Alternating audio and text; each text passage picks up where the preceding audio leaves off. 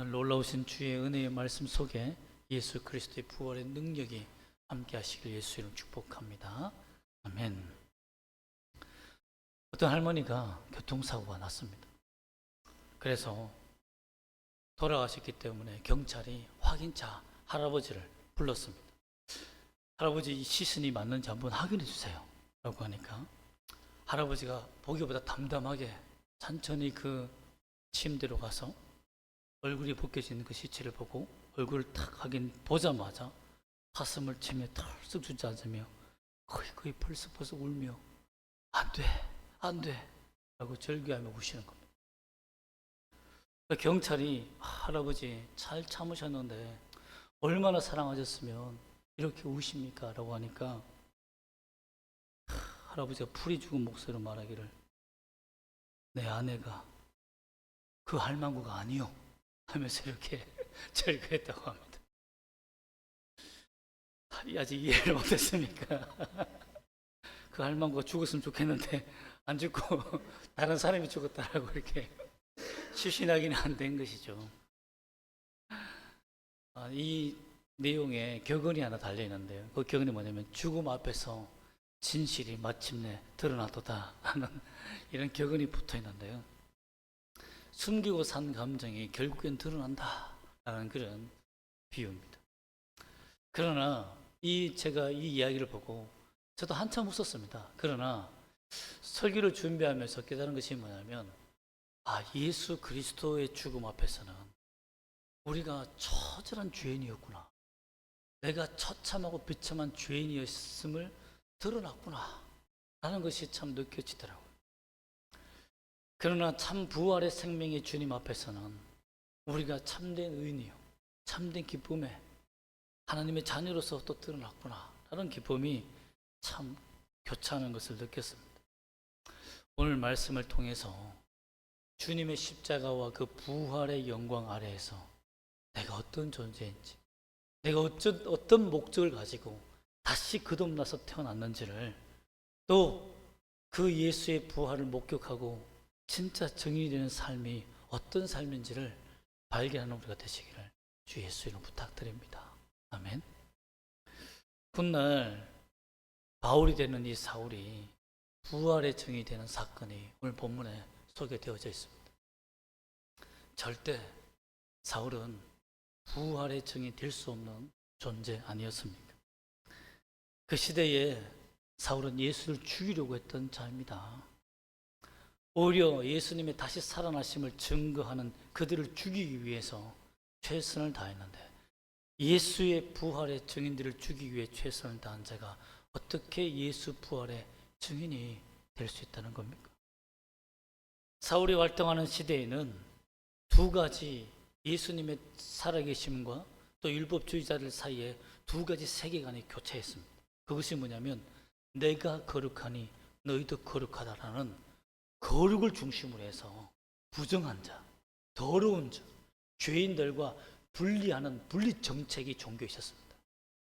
그런데 예수님이 와서 더럽고 추악하고 죄인들을 사랑하라, 하나가 되라 하며 품어 안는 거룩과 사랑에 두 세계관이 부딪히는 그런 시대였습니다. 사울은 율법주의자로서 분리주의자였습니다. 그렇기 때문에 세리나 이런 죄인들이나 더러운 자, 추악한 자들이 하나님을 들먹이며 그 이름을 영광 높이는 것을 아주 싫어했습니다.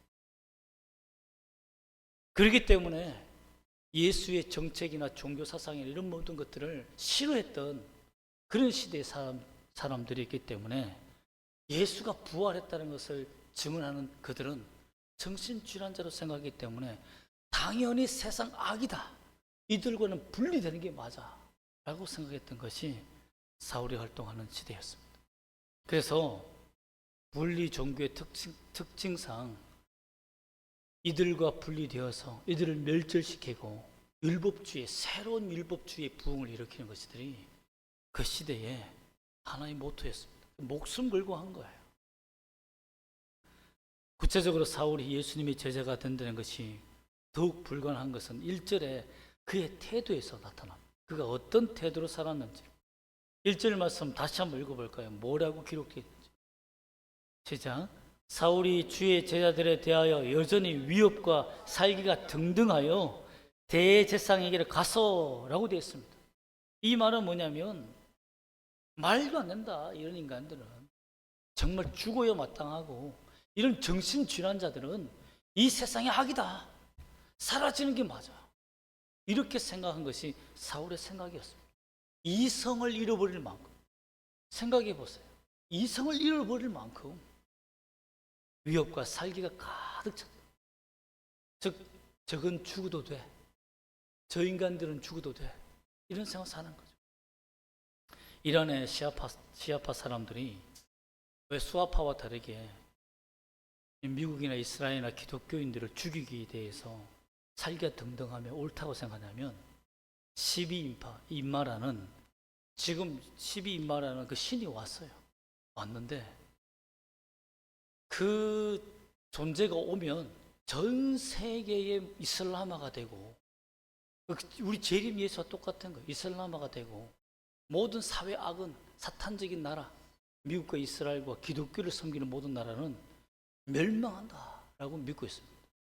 그래서 12번째 그 존재가 신의 후계가 도망가 있다가 다시 돌아왔지 않습니까? 그 때문에 어떻게 해야지 마지막 이 시대를 이루기 위해서 시아파는 목숨을 걸고 있어요. 그런 사상 속에 있는 사람들의 감정은 어떻게 했습니까? 기독교인들을 보면 죽여도 된다 그랬어요. 그래서 코란의 계명까지 기독교인을 죽이면 천국에서 7명의 아름다운 처녀를 상급으로 받는다라고 기록되어 있습니다. 그러니 기독교인들을 죽이는 것이 그들에게는 하나님의 말씀이요, 율법이요. 그들에게는 그 사람을 죽여도 된다라고 당당하게 생각하는. 그래서 이슬람의 코란을 어기는 자들을 그 자리에서 죽여도 기쁘다. 나는 마호메스의 영광을 돌렸다. 이렇게 생각하는 신앙이다라는 것. 누가 정신질환에 빠졌는지는 모르지만 사울은 율법주의자의 율법 정신에 빠져서 예수 부활을 증언하고 예수를 전하는 사람들을 죽여야 된다는 그 위협과 사기가 등등했다라는 것입니다. 세계관이 얼마나 무서운지를 보여줍니다. 이 세상의 세계관이 얼마나 무서운지도 우리가 또 경고 삼아 보게 됩니다. 또한 2절에 보면 또 이 사울은 출세 욕심이 얼마나 가득한 자리를 알 수 있습니다. 그 자리에서 죽여도 됩니다. 사실상. 그래도 뭐라고 말할 사람 없어요. 그런데 9장 2절에 보면 남녀를 막론하고 어디로 끌고 가려고 합니까? 결박하여서 예루살렘으로 끌고 가려고 합니다. 그 이유가 뭡니까? 대제사장에게 공문을 받아서 그들을 체포하고 자칫하면 체포를 거절하면 위협하면 위기를 당하면 위협을 당하면 죽일 수 있는 살인까지 다 받아서 가는 거예요. 그럼에도 불구하고 끌고 간다는 것은 뭡니까? 자기가 출세하기를 원합니다. 내가 이렇게 이들을 다 잡아왔다 하며 공로를 세워서 자기의 명예와 출세길을 얻으려고 하는 사람이죠. 악착같이 자기 인생에 대해서 살려고 했던 자가 사울입니다. 그렇기 때문에 예수의 제자가 될 수 없습니다. 부활의 정인이 될 수 없어요. 또한 그의 특출한 지식과 재능은 그리고 하나님에 대한 열심도 또 특이하게 열정적이었습니다. 사도행전 22장 3절에 보면 나는 유대인으로서 길리기아 다소 즉 이방인 나라에서 태어났다. 그런데 이 성에 자라 가말리엘 문화 즉 예루살렘에서 자라 가말리엘 문화에서 우리 조상들의 율법의 엄한 교훈을 받았다. 오늘 너희 모든 사람처럼 하나님께 대해 열심히 있는 자이다 라고 고백합니다. 즉 자신의 행동은 하나님에 대한 열정으로 가득 찼다. 내가 예수 믿는 사람들을 죽이는 이유는 하나님에 대한 열심이다 라고 생각할 만큼 그렇게 불같이 하나님에 향한 잘못된 열정으로 불탔던 자입니다. 그의 모습을 보면 그가 이렇게 열정적인 뿐만 아니라 출세에도 악착같은 이유가 뭐냐면 그의 인생을 살펴보면 알 수 있습니다. 그는 사실상 외형적으로는 사내들인 공의원에 들어가서 뭔가 할 수 있는 그런 뛰어난 존재가 아니었습니다. 사실 사내들인 공의원에 보면 다 키가 크고 멋있어요. 왜? 다 의복, 제복을 입잖아요. 그런데 사도 사울은 바울이 되기 전에 사울은 키도 작고 대머리입니다. 대머리는 사내들인 공의원에 들어갈 자격을 박탈했습니다. 그런데 사울은 대머리면 머리가 없는 대세상이 되면 대머리는 못 됩니다. 성경의 율법상 대머리는 제사상과 율법사가 못 돼요. 랍비도 그 자기에서 박탈합니다. 왜? 하나님이 이렇게 말하면 그렇지만 하나님이 머리에 복을 주지 않았다는 거죠. 그렇게 잘못 믿고 살았다는 겁니다. 참 이게 어떻게 그런 어떤 신학이 있는지 참 그래서 하나님의 축복, 예수를 믿는 것이 얼마나 큰 축복인지 우리는 알아야 됩니다. 율법시대 살았으면 대머리는 천국에도 못 갈 뻔했어요. 그렇게까지 놀렸기 때문에 사내들은 공의원에 들어간다는 것은 뒤로 얼마나 뇌물과 또한 정치적 권세와 손을 잡고 빌었는지를, 아버지가 뒤에서 얼마나 물심양면으로 도와줬는지를 알 수 있습니다. 또한 그는 출세길이 계속 그러므로 발달하지 않았어. 또 랍비가 되거나 사내된 공의원이 되면 카리스마가 있어야 돼요. 이게 뭐냐면 목소리에 호소력과 사람을 휘어잡을 수 있는 뭔가 있어야 됩니다. 여러분 랍비를 뽑는데 1년에 3,000명 뽑아서 그 중에서 한 명을 랍비로 뽑습니다. 사내된 공의원이 되려면 그 사람들 중에서도 뛰어난 자들만 선택해요. 그 면접에서 시세한 사람 뽑겠습니까, 여러분? 그런데 사울은 카리스마가 없었어요. 언변의 카리스마가 없었어요. 그래서 우리 성경에 보면 성령을 받았어도 유두구 청년은 그의 설교를 듣고 졸다가 3층에서 떨어져 죽는 안타까운 일을 당합니다. 그의 목소리에 카리스마가 있고 막 설교에 은혜가 있으면 집중을 떠나면 3층이고 4층이고 떨어져 죽을 일이 없죠. 너무 졸려서 설교 너무 졸리다. 떨어져 죽어버릴까.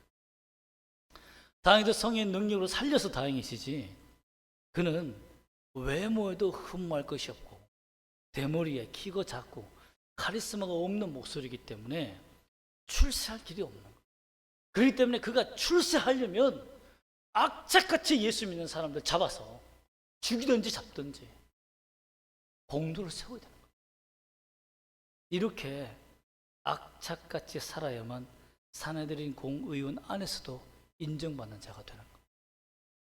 자기 자신의 자존감이 굉장히 바닥으로 떨어진 자예요.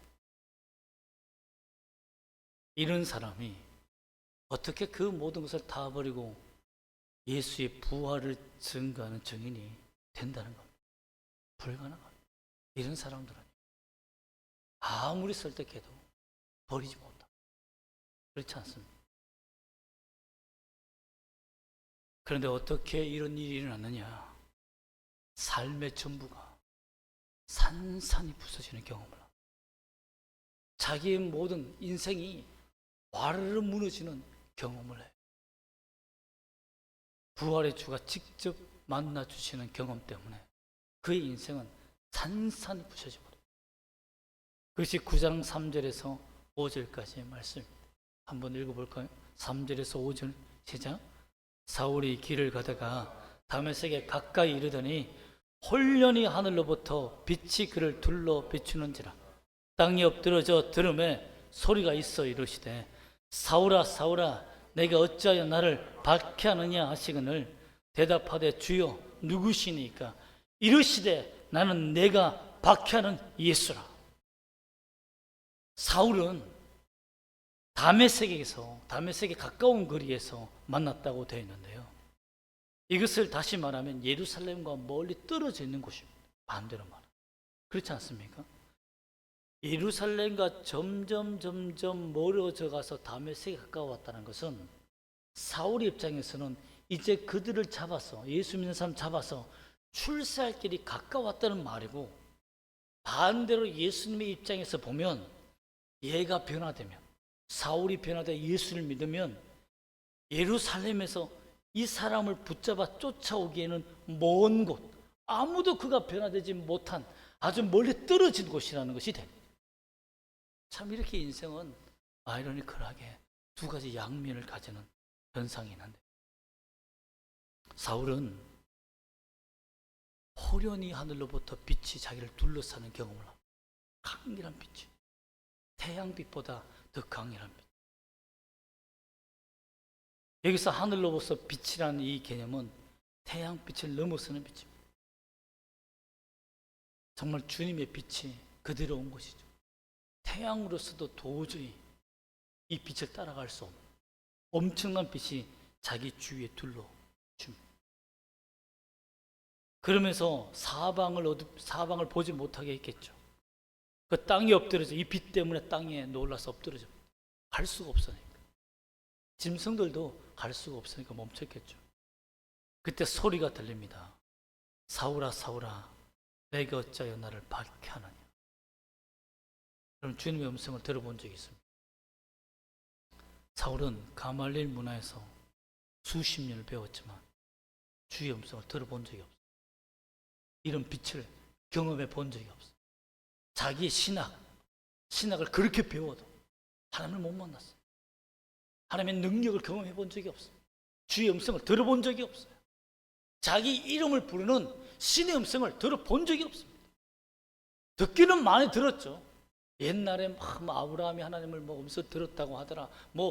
구약 성경에서는 수많은 하나님의 음성을 들은 자들 경험해 봤겠죠.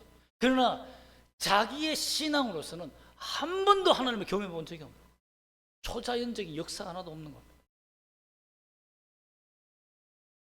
그리고 초자연적인 빛을 본 적도 없었어요.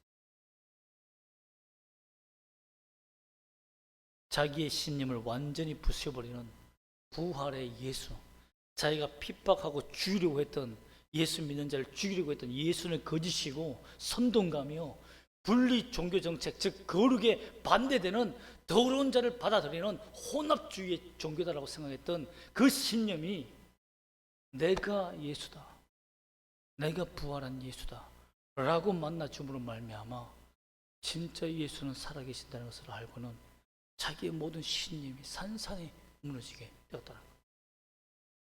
여러분 생각해 보세요. 내가 한참 열심히 죄 짓고 있는 현장에 갑자기 예수님이 나타나셔서 너의 죄 때문에 죽었다, 이 죄 때문에 내가 죽었다라고 말하는 주님의 음성과 주님의 모습을 본다면, 그러면 그 죄 짓는 현장에서 여러분의 반응은 어떻겠습니까? 주님이 보고 계셨다는 것에 충격을 먹지 않겠습니까? 주님이 내 죄의 현장에 찾아왔다는 것이 얼마나 두렵고 놀랐겠습니까? 사울은 회개하고 있는 상태가 아니었어요. 위협과 살기가 등등하여서 예수 믿는 사람을 죽이기 위해서 찾아오는, 즉 죄의 회개가 없는 상태에서 달려가고 있었기 때문에 하나님을 만난다는 그 자체가 죽은 것과 똑같은 겁니다. 자기는 검사기 때문에 자기에게는 어떤 혜택도 없는 거예요. 이것을 벗어날 수 없는, 딱 죽었다라는 것 판결이 딱 맞는 겁니다. 최소한 미안한 마음이라도 가졌더라면, 죽이기엔 너무나 미안해 라는 마음만 있었어도 좀 덜 했을 거예요. 전혀 그런 마음이 없었습니다. 여기에서 자신은 율법의 거짓됨을 깨닫게 됩니다. 자기 잘못 배웠다. 회개하고 돌이키는 죄인을 주님이 가까이 가주신다는 그 개념이 깨져버려요. 회개는 내가 하는 게 아닙니다. 주님이 내게 회개를 주시는 거예요. 그래서 로마서가 탄생한 겁니다. 그래서 갈라디아서가 탄생한 거예요. 어떤 제자들도 이렇게 쓰는 성경 구절이 하나도 없어요. 믿음으로 의인이 된다는 거, 주님이 그 마음을 주셨다는 거, 아직 죄인 되었을 때에 나를 사랑하여 찾아오셨다는 그 개념이 자체가 없습니다. 회개해야 한다, 고백해야 된다는 그런 신학이 있지, 다 율법적인 개념과 결합되어 있는 상태가 있지, 주님이 믿음을 주셔야 성령이 그 마음을 깨뜨리셔야 네가 구원받는다는 그 개념은 사울밖에 없어. 바울이라 불렀던 사도 바울밖에 없어. 자신이 가지고 있던 배웠던 모든 하나님의 지식이 완전히 산산이 무너질 때, 그때 내가 지금까지 쌓아왔던 모든 것이 헛되다는 것을 다 깨달았습니다. 아버지가 다소에서 군대의 장막을 키우면서 로마의 시민권을 사서 유대의 시민권과 함께 이중국적을 가지며 로마에도 붙어 살고 유대에도 붙어 사는 이런 악착같이 이 세상에 로마의 핍박도 피하고 유대인의 핍박도 피하는 두 나라에 다 혜택을 받고 살기 위한 그런 이중적인 삶을 살면서 악착같이 살았던 그의 인생이 헛되었다라는 것을 알게 된 거예요. 그리고 가말리엘 문화에서 배웠던 그 모든 지식과 사내들인 공의원이 되기 위해서 그렇게 수많은 뇌물과 악착같이 아부하고 섬겼던 그 비참했던 그 세월로 올라왔던 그 검사의 자격이 허무하다. 정말 십자가 외에는 다 배설물이고 하는 것을 깨닫게 되는 현장이 예수를 만난 현장. 네가 핍박하는 나 예수다. 이 말 한마디가 사도 바울로 하여금 침묵하게. 그 뒤에 보면 어떤 말도 하지 않습니다. 주님은 여기서 끝난 것이 아닙니다. 6절과 7절 말씀 보면 회개도 하지 않았는데 사도 바울에게 소명을 주십니다. 사울이 그 자체에서 무너져서 그 머릿속에 감정 속에 느끼는 그 죄책감, 그 죄의식을 주님이 판단하시고 입술로 고백도 하지 않았는데 사울에게 다음 같은 비전을 주십니다. 한번 읽어볼까요? 6절과 7절입니다. 시작. 너는 일어나 시내로 들어가라. 내가 행할 것을 내게 이를 자가 있느니라 하시니 같이 가던 사람들은 소리만 듣고 아무도 보지 못하여 말을 못하고 서 있더라. 너는 일어나 시내로 들어가라. 내가 행할 것을 내게 이를 자가 있다. 나중에 아나니아라는 사람이 와서 이방인들이 구원받는 일에 너를 그릇으로 쓰신다는 하나님의 말씀을 15절에 듣게 됩니다. 나를 위하여 택한 것이다. 이방인들에게 구원을 전하기 위한 내가 택한 것이다. 즉 쉽게 말하면 사울은 회개하지도 않고 자기 백성을 죽이며 자기 자녀를 죽이는 원수임에도 불구하고 예수님은 이 사람에게 놀라운 계획을 가지고 찾아오셨다는 거예요. 매를 들고 찾아와도 정말 쉬운 신통찬 첫판에 예수님은 구원의 계획뿐만 아니라 그에게 사도 바울이 될 수 있는 자격까지 부여해 주시는 특권까지 들고 온 거예요. 이게 공평합니까, 여러분? 이게 수많은 제자들을 정말 희생하며 자기 자식을 잃어버리고 사울의 손에 죽었던, 잡혀갔던 수많은 사람들이 보았을 때 이게 공평합니까? 우리는 주님의 은혜에 대해서 가타부타 할 수 있는 자격이 없습니다. 주님의 이 놀라우신 계획과 은혜를 알 수가 없어요. 만약에 여러분 우리가 사울이라면, 우리가 사울 같은 존재라면, 그래서 주님이 내게 찾아오셨더라면 그럼 우리에게는 엄청난 은혜입니다. 우리가 사울과 같은 죄를 범하지 않았기 때문에, 아직 나의 작은 의가 남아있기 때문에, 내가 회개했다라는 그런 작은 정성이 남아있기 때문에 우리가 당연히 받아도 된다라고 생각할지 모르지만 사울은요, 나는 구원을 받을 수 없는 존재였다는 것을, 절대 받으면 안 된다는 존재라는 것을, 세상의 공의나 하나님의 공평에서도 공평치 않다는 것을 너무나 절실히 처절하게 느끼고 있는 사람이었을 겁니다. 그러나 주님은 어떻게 했습니까? 구원을 주셨다. 사명을 주셨다. 그게 주님의 은혜입니다. 그것이 주님이 우리를 사랑하는 방식이에요. 나를 사랑하는 방식이에요. 내가 다른 사람보다 인품이 좋고 말을 잘하고 공감 잘하고 설득 잘하고 뭐 교회에 도움이 돼요. 그래서 구원하신 것이 아니라 주님이 보시는 입장은 우리가 보는 입장과 다릅니다. 내가 너를 사랑하여 구원하기 때문에 그냥 주신 거예요. 그게 주님의 은혜라는 거예요. 사울은 아무 말도 하지 못했습니다. 또한 사울이 주를 만났다는 증거가 나중에 의식을 잃고 일어났을 때 다 사라지고 나면 이거 꿈이었나? 내가 헛것 본 건가? 헛것 본 거 아닌가? 라고 착각할까 봐 증인들과 함께 증거를 그의 몸에 남겨주었습니다.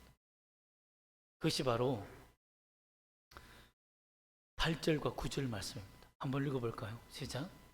사울이 땅에서 일어나 눈은 떴으나 아무것도 보지 못하고 사람의 손에 끌려 다메섹으로 들어가서 사흘 동안 보지 못하고 먹지도 마시지도 아니하니라. 22장 9절에 보면 나와 함께 있는 사람들이 빛은 보면서도 나에게 말씀하신 이의 소리는 듣지 못하더라. 그런데 오늘 본문에는 소리를 들었는데 무슨 말인지 못 알아듣다고 되어 있어요. 그럼 두 가지 말씀을 맞춰보면 소리는 웅웅 하고 들렸어요. 그러나 그 대화의 내용은 비밀스럽게 암호인 것처럼 사울과 함께 얘기했다는 거예요. 사울에게만 얘기했다는 거예요. 왜? 사울이 개종했다는 것을 만약에 듣게 된다면 어떻게 되겠습니까? 그렇잖아요. 예수를 위해서 앞으로 일할 사람이라고 얘기한다면 그 중에 사람 따라가는 사람들이 배신하면 죽는 거 아닙니까? 눈이 지금 가려지는 상태. 여러분 그렇기 때문에 눈도 못 뜨는 상태인데 그래서 예수님께서는 사울에게 분명한 증거를 준 거예요. 소리는 들었어요. 사람들이 막 세상에서 울려 소리, 천국에서 하늘에서 들려 소리는 들었어요. 무슨 소리는 모르고 증인들이 있어요. 그럼 눈은 떴는데 보이지 않아요. 그 증거도 있어요. 자기가 분명히 부활하신 주님을 만났다는 확실한 증거를 사울에게 준 겁니다. 그러니 무너지. 예수는 없다. 죽었다. 살아있지 않아. 거짓이야. 라고 생각했던 그 모든 신념이 산산에 무너져 버렸다. 오히려 만났을 때보다 만나고 이후에 자기 육체에 새겨진 이 흔적이 너무나 큰 충격이었다. 그래서 그 충격에 먹지도 마시지도 사흘 동안 먹지도 마시지도 아니했다고 됐습니다. 너무 충격이 큰 거예요. 사람이 멘붕이 나가버린 거예요. 내가 지금 만난 예수가 누구인가? 그리고 그 좋은 머리가 막 돌아가지 않겠습니까?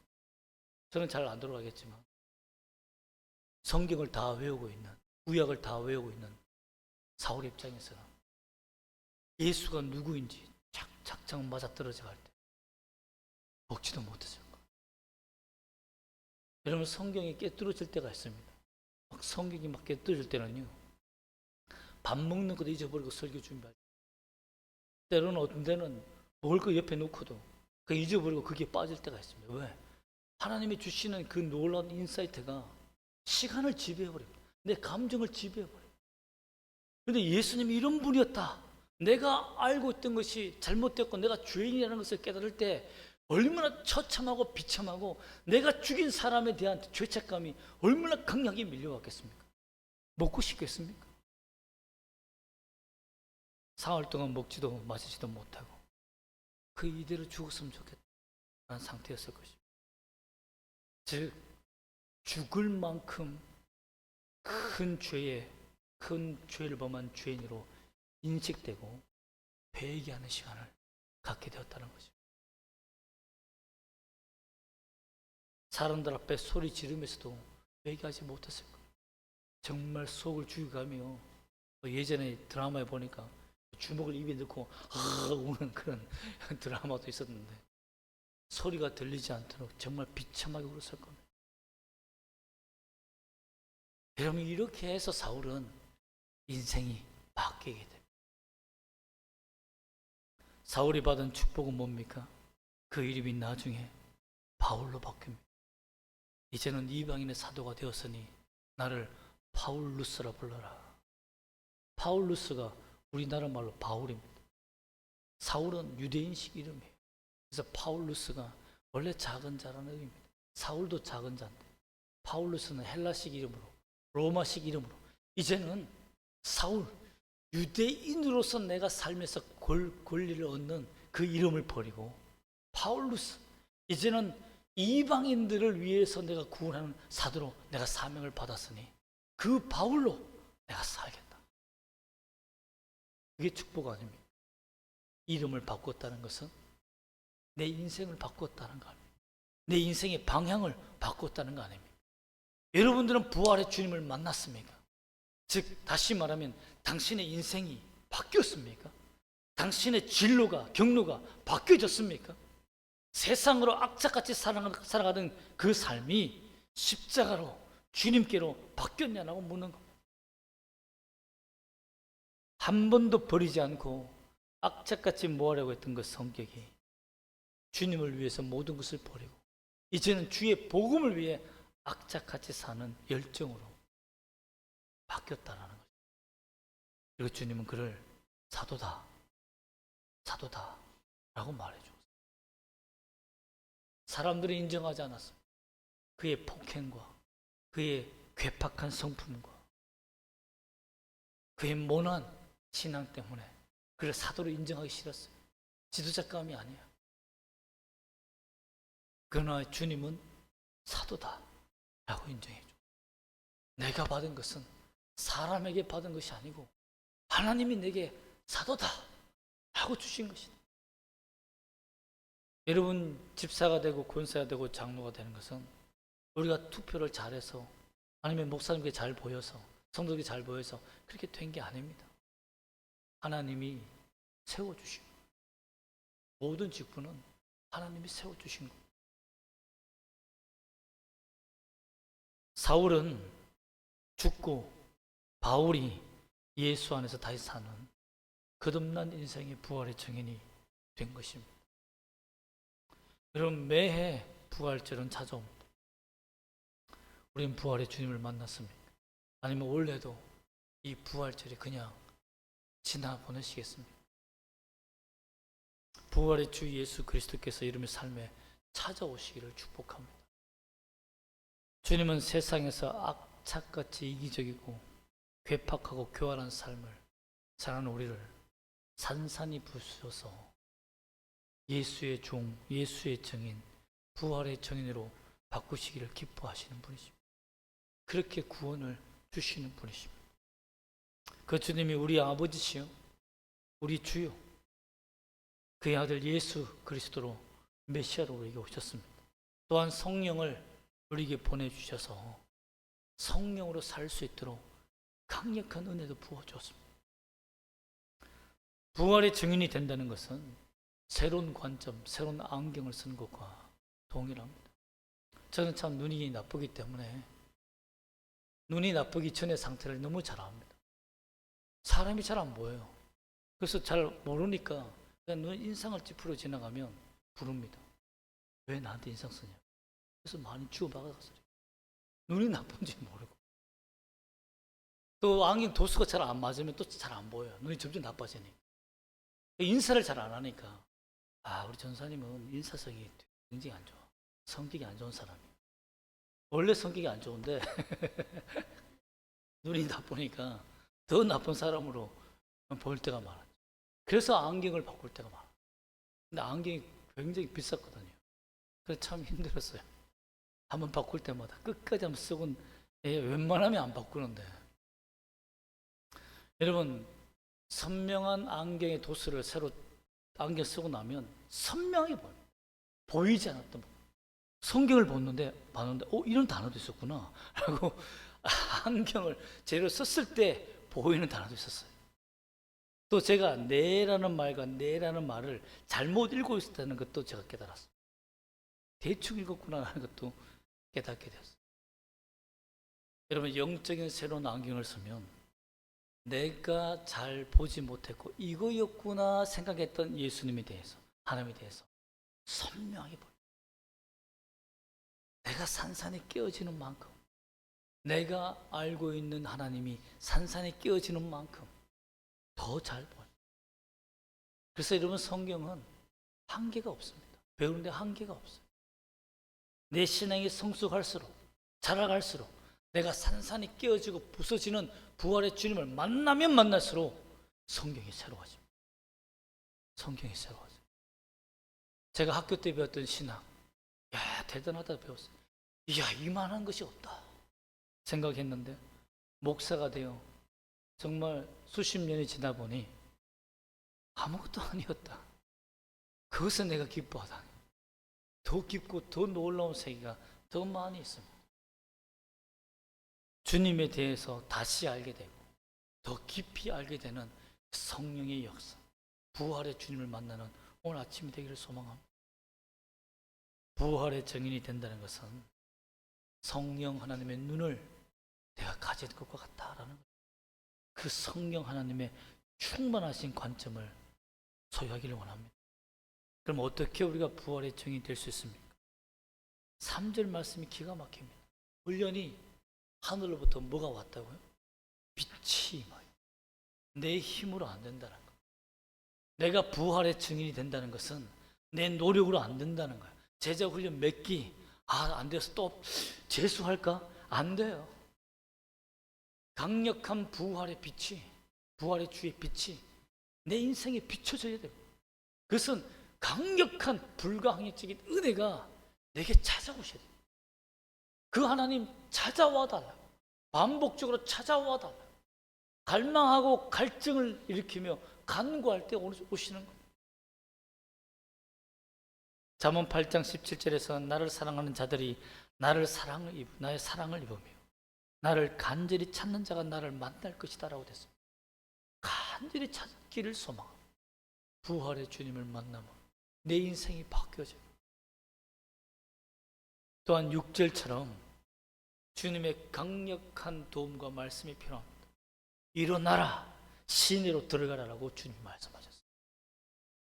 절망감과 죄책감에 사로잡혀 무너진 채로 살지 말고 싸우라. 일어나라, 시내로 들어가라. 내가 너에게 줄 소명이 있다. 새로운 사명이 우리에게 있다는 것을 여러분 믿기를 소망합니다. 우리는 다 저와 함께 동일한 사명을 받았습니다. 다 목사가 되라고요? 아닙니다. 잃어버린 나의 자녀를 찾아라. 그 소명을 받았어요.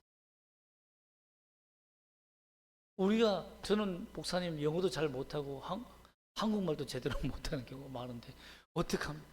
우리에게 주신 언어로 우리에게 전달할 수 있는 사람에게 전하는 것이 사명입니다.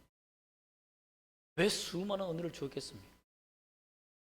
그 사람 각 사람들마다 왜 구원의 은혜를 주었겠습니까? 내가 할 수 있는 언어로 하면 돼요. 앞으로는 어떻습니까? 잘 모르겠거든. 나의 안경을, AI 안경을 그 사람한테 끼워주면 돼요. 자, 들어보세요 하면 다 들리지 않습니까? 통번역이 다 돼 나오는데. 여러분, 그런 시대에 삽니다. 우리는 핑계할 수 없습니다. 마지막 복음을 전하는 시대에는 복음을 이렇게 해서 못 전했습니다. 저렇게 해서 못 전했습니다라고 핑계할 수 없습니다. 부활의 증인이 된다는 것은 은혜와 소명이 부어져야 되는 거예요. 즉 하나님의 자녀가 안 되면 그 소명과 특권은 부어지지 않습니다. 여러분, 이렇게 우리의 소명과 잃어버린 영혼들을 위해서 구원한 사명으로 나아갈 때 제가 이런 생각이 들더라고요. 이 현장에서, 이 본문의 현장에서 가장 비통하게 울었던 자가 누구냐? 자기 자식을 잃고 안 돼 한 다음에 비명을 질렀던 자가 누굴까요? 마귀 아닙니까? 사울을 잃어버렸다는 그 자체가 마귀의 세상에서는 엄청난 것을 잃어버렸어요. 아니, 하나님은 예의가 없어. 사울이 변할 조짐을 보여주셔야 되는데 뭐 반성할 수 있는 기미가 있어야 마귀들이 막을 거 아닙니까? 못 가게 하든지 다메섹으로 가면 안 돼. 뭐 말다리가 부러지든지 뭐라도 해야 될 거 아니에요. 아니면 대세상이 허락을 안 해주든지 자기 편들으니까 할 수 있는데 아무런 징조가 없어. 마귀는 그냥 다 속았습니다. 가서 되는 줄 알았어요. 예수 믿는 사람 다 죽인 줄 알았단 말이에요. 그런데 중간에 예수님이 반칙적으로 나타나신 거예요. 자기들이 늘 하는 반칙을 예수님이 하신 거예요. 구원의 반칙을. 이건 아니죠, 주님. 라고 해서 그의 마귀들이. 그런 게 어디 있습니까? 내 자식 찾아오는데. 예수님은 자기 백성을 구원하는데 그 비밀의 시간을 공개하지 않았습니다. 아무에게. 우리 자신만. 여러분, 그러므로 우리가 함께 구원받고 부활의 주님을 만났다라는 그 놀라운 마귀의 계획을 부셔버리고 우리를 구원하신 그 은혜를 안다면, 그래서 부활의 주님을 만났다면 우리가 부활의 정인에 함께 동참하기를 원합니다. 오늘 우리가 구원 감사를 구원 감사로 바꾸는 것도 사실 그 부활의 정인에 동참하는 거 아니겠습니까? 이거 가지고 뭐 역사 나타나겠어? 여러분, 부처도 안 돌아오는 것은 사실입니다. 전도지 아무리 뿌려도 만장을 뿌렸는데 한 명도 돌아오지 않는다고 목사님들이 간증합니다. 그러나 우리는 거두는 사람이 아닙니다. 우리는 뿌리는 사람, 전달하는 사람이죠. 배달부지. 배달하는 사람이 배달하고 띵동만 누르면 돼요. 주인이 먹었는지 남겼는지 뭐 거기에 계산할 필요 없습니다. 우리는 그냥 배달비만 받으면 돼요. 그렇지 않습니까? 배달만 하면 되는 겁니다. 부활의 증인들의 사명은 어렵지 않습니다. 주님이 호련히 나타나 내게 구원을 주셨고 주님의 성령이 나와 함께하여 내가 어떤 자라는 것을 깨닫게 하시고 잃어버린 영혼을 향해서 어떻게 살아야 되는지 깨닫게만 하셨다면 그것으로 된 겁니다. 오늘 부활의 아침, 부활의 주님을 만나 그 사명을 감당하며 사는 우리가 되시기를 예수 이름으로 축복합니다. 아멘. 기도하겠습니다.